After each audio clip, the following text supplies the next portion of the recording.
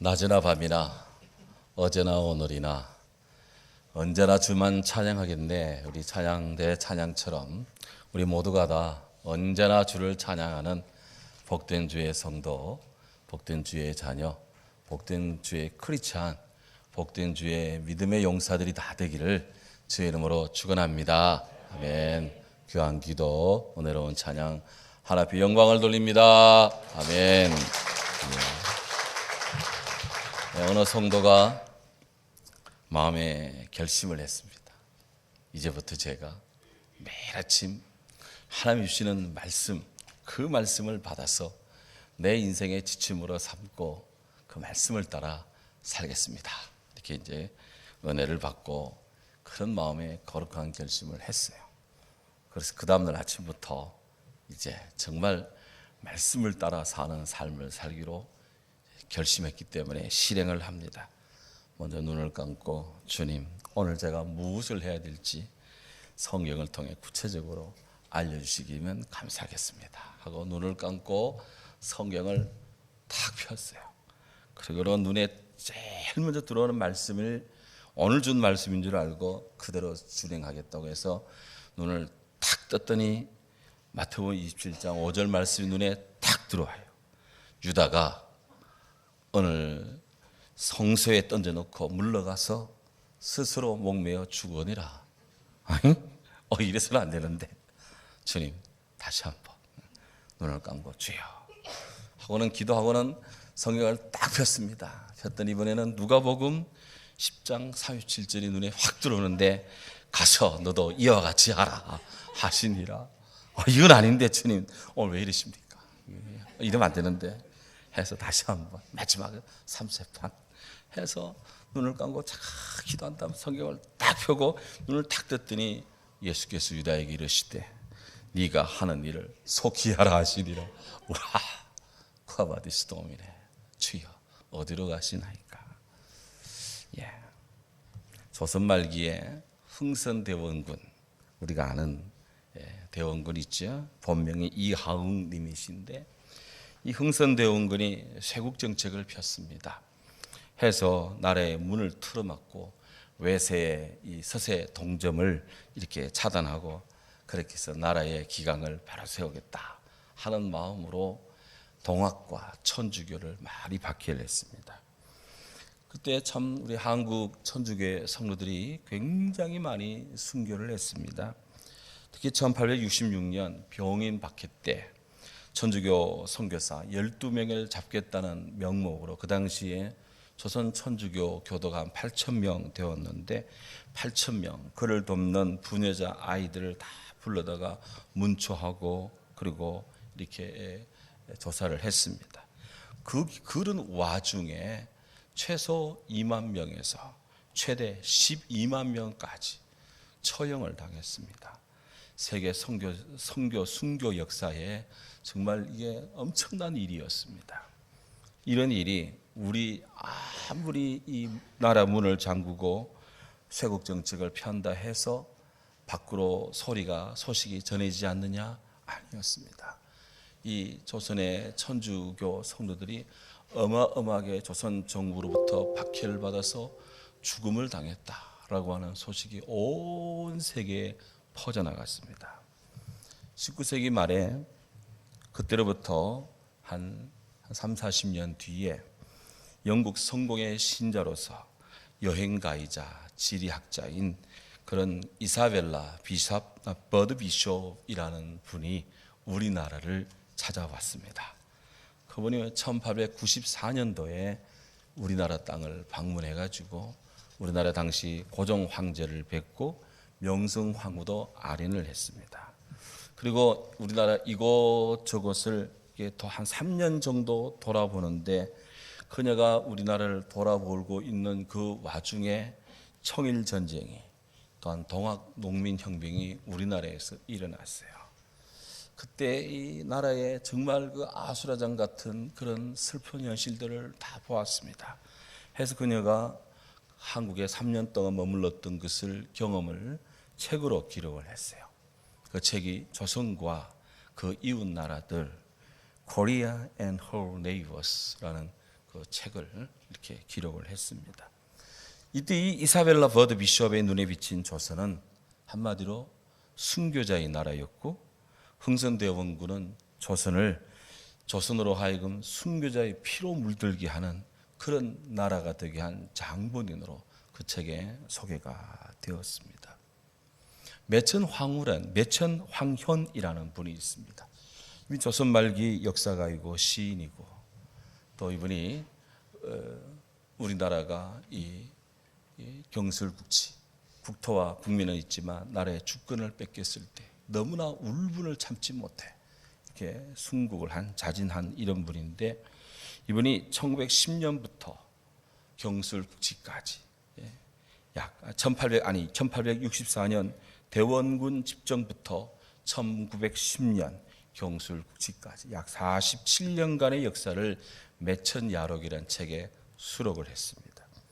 한국 근대사를 연구하려는 분들은 이 책을 꼭 봐야 합니다. 근데 거기에 그 당시 이 대원군에게 압박을 받고 천주교 신자들이 처형을 당할 때 그때 순교 이야기들이 그게 많이 기록이 되었는데, 그게 이런 일화가 있습니다. 마을 장정들로 하여금 사람들을 불러 모은다. 마당 한복판에 통나무를 세우고 거기에 범인을, 천주교 신자를 기둥에 묶은 다음 그 물에 적신 창호지를 한 장 한 장 그 얼굴에 붙이기를 시작을 합니다. 물에 적신 창호지가 얼굴에 한 장 한 장 붙여 나갈 때마다 이 통나무에 매인 사람은 숨을 가쁘게 쉬게 되고 급기야는 숨을 쉬지 못하게 되어서 고통 속에 서서히 죽어간다. 그걸 그 책에 기록을 했어요.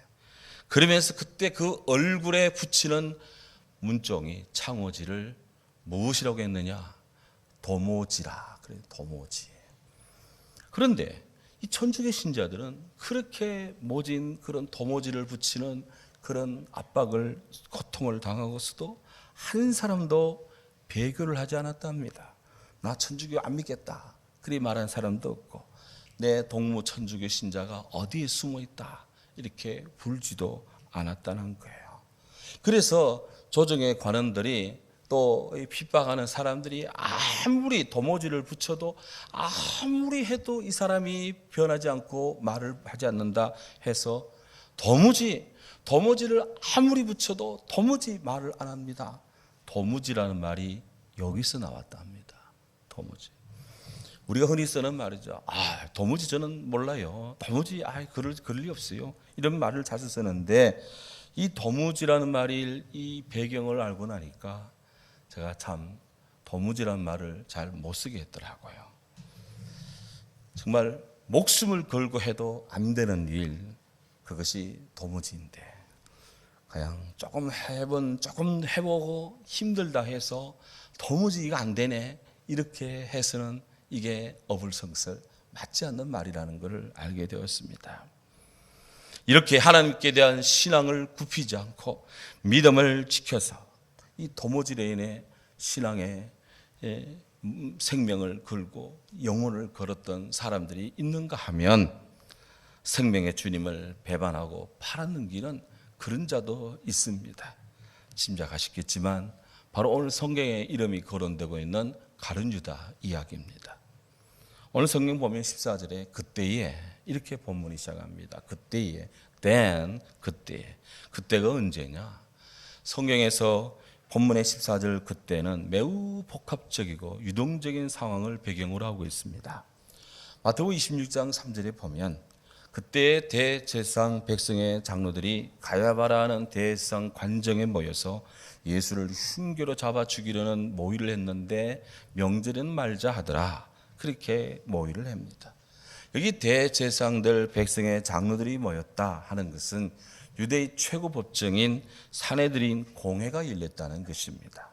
당시 유대 최고의 법정인 산헤드린 공회, 우리나라의 국회의원 같은 그런 이 집단이 있었는데, 여기에는 제사장들, 서기관들, 그리고 각 족 지파의 족장의 장로들 해서 3개 그룹이 각 직능별로 24명씩 해서 72명의 정족수로 하는 산헤드린 공회가 있었습니다. 이 산헤드린 공회에서는 사형 언도까지 내릴 수 있는 권한이 있었습니다. 하지만 예수님 당시 사형 집행권은 로마 총독에게 있었습니다. 그들은 죽일 수 있는, 죽여야 된다, 사형에 대한 그런 이 죄목은 구형은 할 수 있지만 죽여라라고 허용은 못했어요. 로마 총독이 해야 되는 일이었습니다. 유대의 소위 산헤드린 공회의 대표자들이 다 대상 관제에 모여서 예수를 어떻게 하면 죽일까 공모를 하고, 무교절 지금 행사가 계속되니 이때는 말자, 명절 행사 끝나고 나서 죽이자, 그렇게 그냥 집단적 모의를 도모하고 있을 그때 예루살렘 바깥에 베단이라고 하는 작은 마을에서는 참으로 귀한 향수가 진동을 했습니다. 지난주 우리 보았지만 요한복음 12장 3절에 나오는 마리아가 지극히 귀한 향유 나드 한 근에 담긴 병을 가져와서 옥합을 통째로 깨어서 주님 머리에 부어 그 여의 머리털로 주님 발을 닦고 하는, 그렇게 해서 온 방 안에 베다니 마을에 그 향수 냄새가 진동하는 그런 일이 있었습니다. 예루살렘 중심부와 예루살렘 건교에 너무나 대조가 되는, 너무나 차별이 되는 악취대 향수의 냄새가 대조적으로 충만했습니다. 여기 여성도가 예수님께 이 향유를 부은 것에 대해서 어느 제자들이 다 눈을 부릅쓰고 어떻게 이렇게 허비를 하느냐, 어떻게 이렇게 낭비를 하느냐, 이거 팔으면 한 300데나리온 되고 노동자 1년 품삯 정도 되는데 가난한 사람들에게 쌀을 나눠주고 가난한 사람들에게 도울 수 있으면 얼마나 많이 도울 수 있냐, 이렇게 하면서 건의를 막 극박을 할 그때 우리 예수님께서 그들을 제지합니다. 너희가 어찌하여 이 여인을 괴롭게 하느냐, 이 여자가 내게 좋은 일을 하였느니라. She has done a beautiful thing to me. 그녀가 내게 좋은 일을 했다. 가난한 자들은 항상 너희와 함께 있지 않느냐, 언제로 도와줄 수 있다. 그러나 나는 항상 너희와 함께 있지 않다. 이제 곧 죽기 때문이다. 이 여자가 내게 향유를 부은 것은 나의 장례를 위함이다. 그렇게 하며 그 여인의 섬김을 참 귀하게 평가를 했습니다.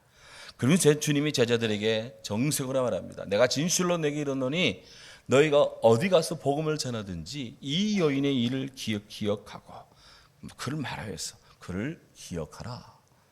그래서 우리들 가진 성경 마태, 마가, 누가, 요한복음에는 이 여인이 행한 일이 다 기록이 되어 있습니다. 이렇게 예루살렘 중심부에서는 예수를 죽이려는 그런 흑막이 자리하는가 하며 예루살렘 주변부에서는 예수님을 사랑하는 고백과 감사와 헌신의 향기로 충만했습니다. 너무나 대조적인 모습입니다. 우리 성도님께서 만약 그 시대에 살고 있었다면 여러분들은 어느 쪽 부류에 속해 있겠습니까? 오늘 이 시대에 주님이 우리 가운데 오셔서 이런 대조적인 상황 속에 있다면 우리는 어느 부류에서 주님을 바라보고 있겠습니까? 12사도의 가르침 디다케라고 하는 초기 아주 초대교회의 무명의 성도가 쓴 귀한 책이 있습니다. 거기 서문에 두 길 이야기로 시작이 되는데 이렇게 시작이 됩니다. 두 길이 있다. 하나는 생명의 길이고 다른 하나는 죽음의 길인데 두 길에는 차이가 크다. 생명의 길은 이렇다. 첫째로 당신을 만드신 하나님을 사랑하고 당신 이웃을 당신 자신처럼 사랑하시오. 또 무슨 일이든지 당신에게 닥치기 싫은 일은 당신에게 닥치기를 원치 않는 일이거든 다른 사람에게도 남에게도 하지 마시오. 이것이 생명의 길이요. 죽음의 길은 이렇다. 무엇보다도 이 길은 악하고 저주로 가득 차 있다.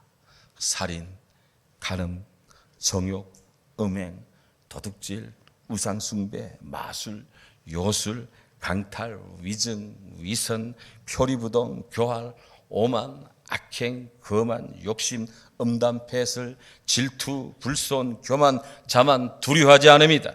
선한 사람들을 박해하는 자들, 진리를 미워하는 자들, 거짓을 사랑하는 자들, 정의의 보수를 모르는 자들, 선과 옳은 심판에 가담하지 않는 자들, 선을 위해서가 아니라 악을 밤샘하는 자들, 온유와 인내로부터 멀리 서 있는 자들, 가난한 자, 빈자들을 불법으로 심판하는 자들, 온통 죄악에 물든 자들이다. 아들들아, 이 모든 자들을 멀리하라.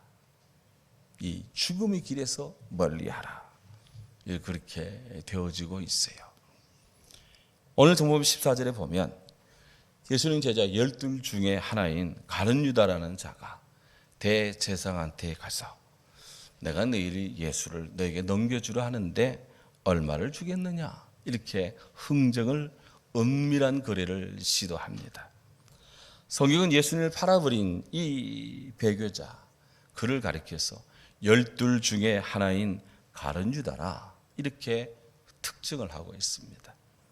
이 가룟 유다라 할 때, 유다란 말은 찬양하다, 이스라엘 유대인 할 때 그 유대란 말은 찬양하다라는 뜻이에요.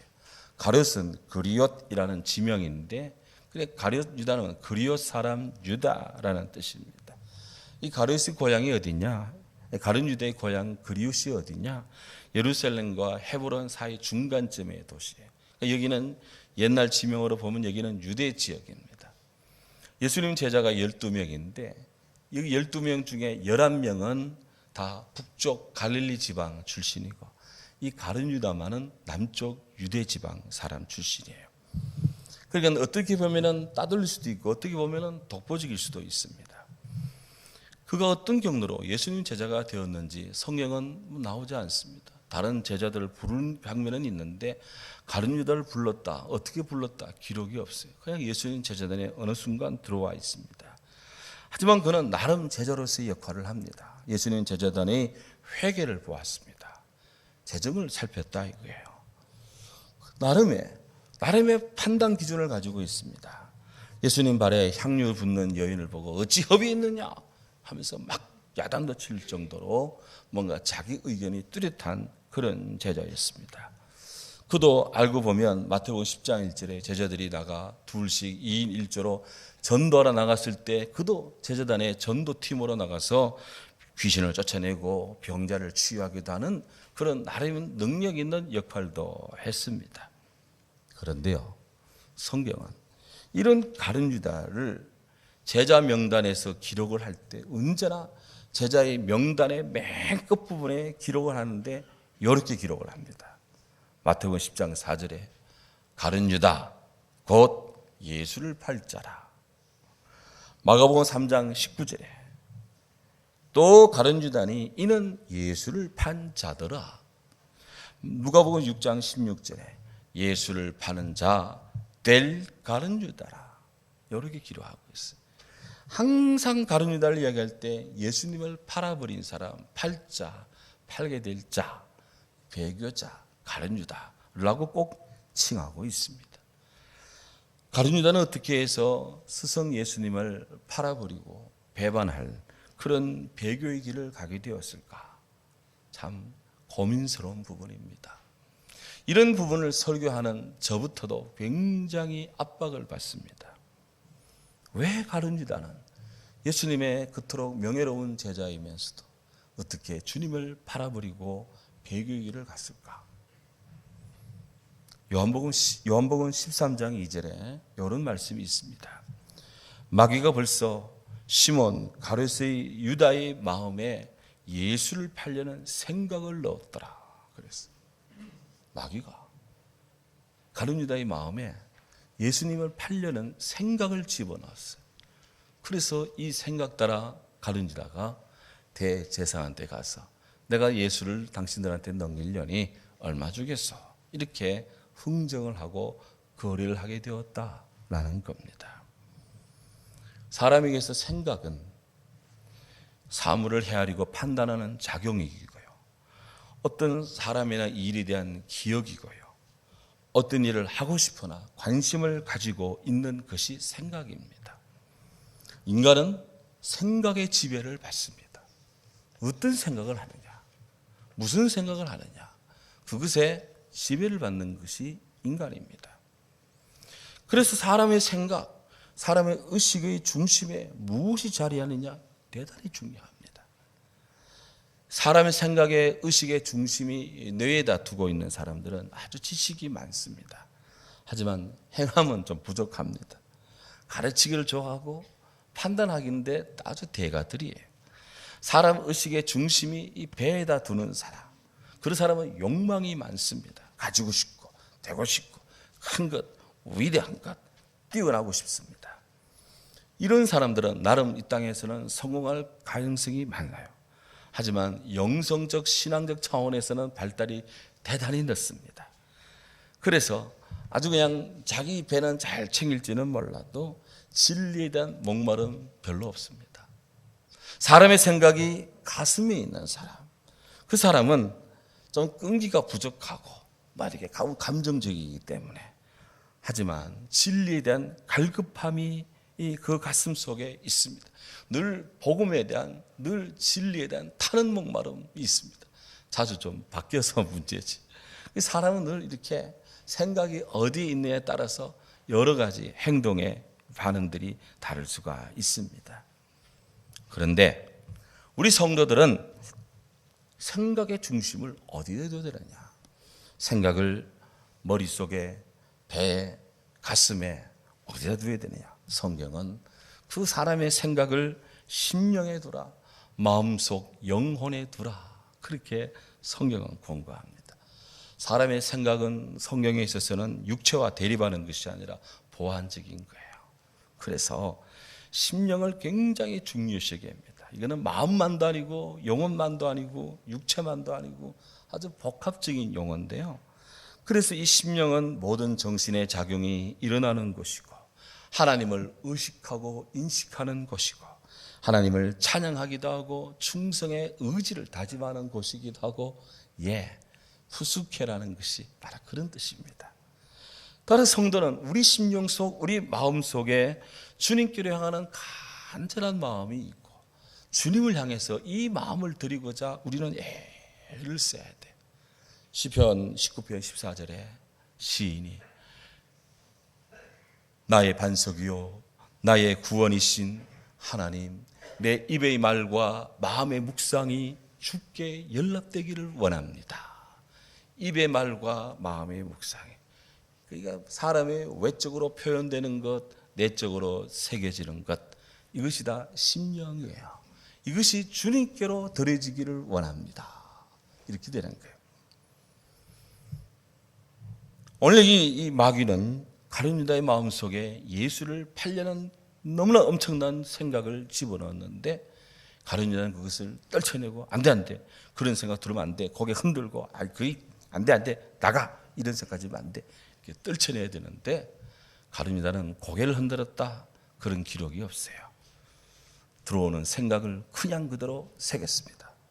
해서 제사장한테로 쫓아갔습니다. 가서 흥정을 합니다. 내가 예수를 팔려는데 얼마 주겠어? 거래를 했습니다. 요한복음 12장 6절에 따르면 가룟 유다는 돈에 욕심이 많은 자였다고 성경이 기록합니다. 가룟 유다는 가난한 자들을 생각지 않았고, 그는 돈꾀를 맡은 자라, 거기 넣는 것을 훔쳐가는 도둑이다, 그렇게 성경에 기록이 되어 있어요. 그의 삶을 저자들이 딱 보고 있었고, 우리 성령의 통찰이 보고 있었던 거예요. 중국 진나라 시대 고전 가운데 여시춘추라는 책이 있습니다. 거기에 이런 이야기가 나옵니다. 백주대낮에 시장 한복판에 그냥 이렇게 장이 섰는데, 이 금은방이 이제 이렇게 자판을 버려놓고 금덩어리 놓고 막 판매를 하고 있습니다. 중국 영화 보면 그런 거 많이 나오죠. 쫙 있는데 이 좌판에 널려 있는 금덩어리를만 늑 빠진 듯이 보고 있던 한 사내가 느닷없이 뛰쳐나가지고 그것을 손에 집어넣고는 그냥 시장바닥 저작거리를 막 뛰어다니는 겁니다. 막 이리저리 해서 사람들이 많았기 때문에 날 못 잡겠지 싶었는데, 그거 들고 가면 어디까지 가겠습니까? 대번에 체포가 되어서 재판관 앞에 섰습니다. 신문관이 도적에게 묻습니다. 시장 바닥에 사람이 그렇게 많은데 어찌 도둑질 할 생각을 했나? 그러자 이 도적이 하는 말이 제 눈엔 황금만 보였지 다른 사람들은 하나도 보이질 않았습니다. 인간의 지닌 탐욕이 얼마나 지독한지 보여주는 그런 중국판 이야기입니다. 로마서 8장 5절 7절에 이렇게 말합니다. 육신을 따르는 자는 육신의 일을, 영을 따르는 자는 영의 일을 생각하나니 육신의 생각은 사망이요 영의 생각은 평안이니라. 육신의 생각은 하나님과 원수가 되게 하나니 이는 하나님 법에 굴복하지 않을 뿐 아니라 할 수도 없습니다. 가룟유다는 탐욕스러운 그의 본성을 그대로 드러냈습니다. 해서 그 본성에, 탐욕의 본성에 사로잡혀 마귀가 예수를 팔아라는 생각에 사로잡혀서 스승 예수를 정식으로 대제사장에게 핸드오버, 넘겨주려고 값을 흥정했습니다. 넘겨주리라. 그를 예수를 꽁꽁 묶어서 자기가 포박해서 넘겨주겠다는 것이 아니라 대제사장 또 서기관 이런 사람들이 예수를 체포할 수 있는 최적의 적기, 그래 최고의 타이밍, 여건을 자기가 만들어 주겠다고, 자기가 결정적인 그런 때와 찬스를 주겠다고 그런 식으로 거래했습니다. 대제사장들이 얼마에 흥정을 했을까요? 오늘 성경에 보면 15절에 은 30을 달아주었다 그랬습니다. 은 30. 예수님의 생명을 놓고 벌어진 흥정이 단순간에 순간적으로 그냥 완결이 되었습니다. 실로 죄악된 계획은 죽음의 화살처럼 빨리 진행이 되는 법이에요. 그러면 여기 은 30이 어느 정도 가치를 가진 것이었느냐 하는 거예요. 출애굽기 21장 32절, 요즘 새벽기도 때 출애굽기 보고 있는데 아주 재미있습니다. 거기 보면 배상법 중에 황소가 남의 노예를 불러 떠받아 죽였을 때 주인은 그 떠받쳐 죽은 사이 가족에게, 그 노예 가족에게 은 30세겔을 배상하라, 이렇게 성경에 판결이 나와 있어요. 예수님이 은 30에 팔렸습니다. 그것은 황소에 떠받친 한 노예의 죽음의 값어치에 불과한 것입니다. 대제사장 가룟유다는 그 은 30에 좋겠습니다. 은 30을 넘겨주고 은 30을 받고 예수님을 소에 떠받쳐 죽은 노예의 목숨값 정도로밖에 취급 안 한 거예요. 사실 우리 주님 이 땅에 오셨을 태어날 때 베들레헴 여관에 방이 없어서 짐승이 잠자는 구유에 어린 아기가 몸을 누였습니다. 주님 십자가에서 고통당할 때 못 박히기 전에 군병들은 예수님의 옷을 다 벗기고 그냥 그 옷을 4등분해서 지들끼리 나눠가지고 주님은 벌거벗은 몸으로 십자가에 그냥 달립니다. 노예만도 못한 모습으로 주님을 취급한 거예요. 나훔 1장 11절에 이런 말씀이 있습니다. 여호와께 악을 귀하는 한 사람이 너희 중에서 사악한 것을 권하는도다. 여호와께서 이같이 말씀하시기를 그들이 비록 강하고 많을지라도 반드시 멸절을 당하리니 그가 없어지리라. 히브리서 기자는 우리 예수님이 이런 인생의 쓴맛을 다 보신 분이기 때문에 우리에게 있는 영원한 대제사장 예수 그리스도 우리 주님은 우리의 연약함을 동정하지 못할 이시가 아니요 모든 일에 우리와 똑같이 시험을 받으시기 때문에 죄가 없으시지만 시험을 받았기 때문에 우리의 모든 이 문제를 주님이 다 함께 대행해 주시고 주님이 대신 져주신다, 이렇게 위로를 하고 있습니다. 가룟유다의 배반은 참 기독교 역사에 참 슬픈 일입니다. 우리 기독교인 입장에서는 정말 비통한 일입니다. 그렇지만 그들이 은 30개를 달아 내 품삯을 삼은지라 라는 스가랴 11장 2절, 스가랴 선지자의 예언이 이루어졌다는 점에서 사람이 저항할 수 없는 하나님 아버지의 위대한 섭리가 거기에 이루어지는 것을 봅니다. 이런 일련의 사태를 다 하시는 우리 주님이기 때문에 주님이 마태복음 26장 24절에서 이렇게 말합니다. 인자는 자기에 대하여 기록된 대로 가거니와 인자를 파는 그 사람에게는 화가 있을 것이다. 그 사람은 차라리 태어나지 아니했더라면 더 제게 더 좋았을 것이다. 세상의 모든 생명이 다 귀합니다. 다 존귀합니다. 한 명도 허슬픈 사람이 없습니다. 근데 예수님께서 한 영혼이 천하보다 귀하다 말씀하신 예수님께서 가룟 유다한테는 차라리 태어나지 않은 것이 더 좋을 뻔했는데 예수를 파는 유다가 예수님께 묻습니다. 저는 아니지요. Surely not I, 라피. 저는 아니지요. 예수님, 네가 말하였다. 네가 말했구나. 최후의 만찬을 통해서 예수님이 제자들에게 경고하고 무엇? 이 배신자 가룟 유다에 대해 마지막으로 애절한 호소를 하면서 마지막 회개케 하고 그렇게 하지 않기를 촉구했지만 가룟 유다는 자기 생각을 실행하고 말았습니다. 이렇게 은삼신장을 받고 예수님을 대제사장에 팔아넘긴 가룟 유다, 그의 최후는 어떻게 되었을까요? 사도행전 1장에 보면 베드로가 최초의 사도회의에서 가룟 유다의 최후를 이렇게 보고합니다. 이 사람이 불의의 삭스로 밭을 사고 후에 몸이 곤두박질하여서 배가 터져 창자가 흘러나온지라. 이 일이 예루살렘에 사는 모든 사람에게 알려져 그들의 말로는 그 밭을 아겔다마 피밭이라 합니다. 가룟 유다의 이 사태를 몇몇 사람만 아는 것이 아니라 온 사람들이 다 알게 되었다는 거예요. 오직 각 사람이 시험을 받는 것은 자기 욕심에 끌려 미혹됨이니 욕심이 잉태한 적 죄를 낳고 죄가 장성한 적 사망을 낳느니라. 형제들아 속지 말라. 온갖 좋은 은사와 선물은 다 위로부터 빛들의 아버지께로부터 내려오나니 그는 변함이 없으시고 회전하는 그림자도 없으시다. 가룟 유다는 예수님의 제자가 되는 위로부터 오신 그리스도의 제자가 되는 행운이요 특권이요 축복을 받은 자였습니다만은 인류가 걸어가서는 안 될 가장 밑바닥의 길을 걸었습니다.